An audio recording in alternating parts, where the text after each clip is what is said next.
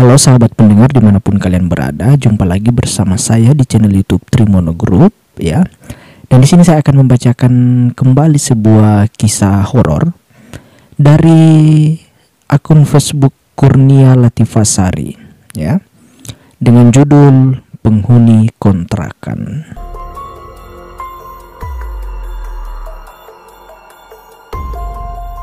Ini adalah kisah nyata yang kualami sendiri.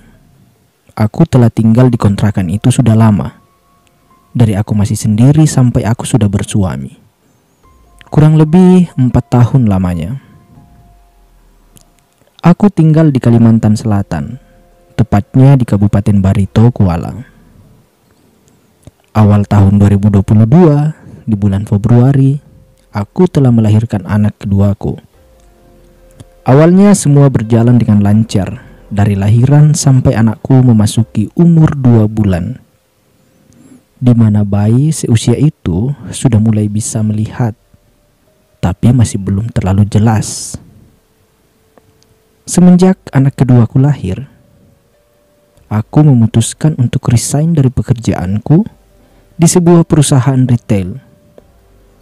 Kurang lebih 6 tahun sudah aku bekerja sama dengan perusahaan itu. Aku rasa sudah cukup sampai di sini, karena aku ingin merasakan menjadi ibu seutuhnya.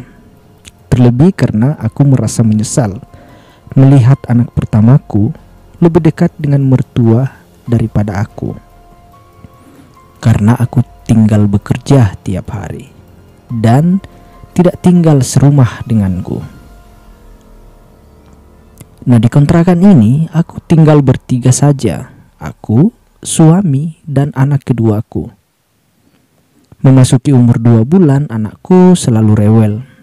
Di atas jam 8 malam, anakku selalu menangis hingga sampai azan berkumandang ya, azan subuh ya. Nah, rentetan peristiwa itu terus terjadi kurang lebih sampai sebulan. Akibatnya, aku dan suami jadi kurang istirahat. Malam harus begadang dan siang banyak kerjaan. Di siang hari anakku tidur sangat lelap, mungkin karena kelelahan karena selalu menangis tiap malam.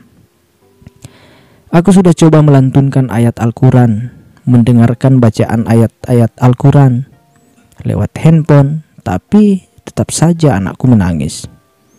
Kecuali aku gendong, baru anakku mau tidur. Tapi kalau aku letakkan di kasur, beberapa saat dia pasti terbangun dan menangis, sesenggukan seperti orang yang ketakutan. Karena hal itu terus terjadi, aku mulai yakin bahwa ada sesuatu yang tidak beres. Akhirnya aku mencari informasi ke kerabat dan tetangga tentang orang pintar yang mungkin bisa mengerti perihal yang kualami saat itu. Pertama aku diajak adik iparku ke tempat bapak-bapak yang dikenal bisa memberi air atau hal-hal semacam itu ya. Nah, sesampainya di sana, beliau bilang kalau anakku hanya menangis biasa karena sering masuk angin katanya. Cuman beliau juga berpesan agar aku jangan terlalu sering keluar rumah, apalagi malam hari. Pamali katanya. Menjelang senja juga aku harus sudah di dalam rumah, mengunci pintu dan jendela dengan rapat. Dan jemuran pakaian harus sudah dibawa masuk. Beliau juga memberi air putih yang sudah dibacai, disuruh untuk dipakai setiap mandikan anakku. Nah, sepulang dari tempat itu, tidak ada perubahan menurutku. Tetap saja anakku menangis seperti biasanya. Padahal sudah kuturuti semua wejangan dari bapak itu. Beberapa hari setelah itu, kebetulan ada tanteku bertamu ke rumah. Katanya mau ke tempat orang pintar di dekat sini. Jadi mau sekalian mampir menjengukku. Tanteku bilang sering berobat ke situ karena pamanku kena santet. Memang tidak langsung sembuh, tapi setiap berobat ke sana, pamanku menjadi lebih mendingan. Mendengar hal itu, aku pun bercerita perihal anakku yang rewel pada tanteku. Akhirnya tanteku memutuskan untuk sekalian menanyakan kepada orang pintar itu nanti ketika sampai di sana. Tidak berselang lama, tanteku pamit. Katanya mau ke tempat itu dulu. Juga takut kesorean, khawatir pada pamanku di rumah. Itu. Nah, sesampainya di sana, notif WA masuk di handphoneku. Orangnya mau minta fotokan depan rumahmu. Nah, itu pesannya.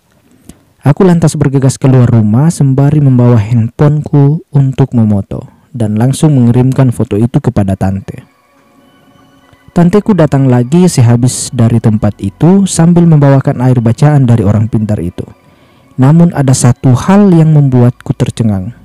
Tanteku bilang, sehabis menerima foto depan rumahku, orang pintar itu melihat sesosok perempuan berambut panjang. Sebut saja dia Kunti. Dan kemungkinan besar sosok itulah yang setiap malam mengusik ketenangan anakku.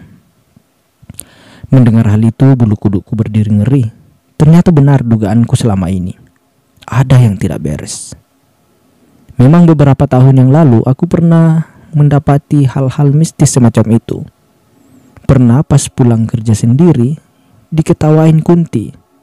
Tapi itu sudah lama sekali. Kupikir semua itu tidak sampai mengganggu.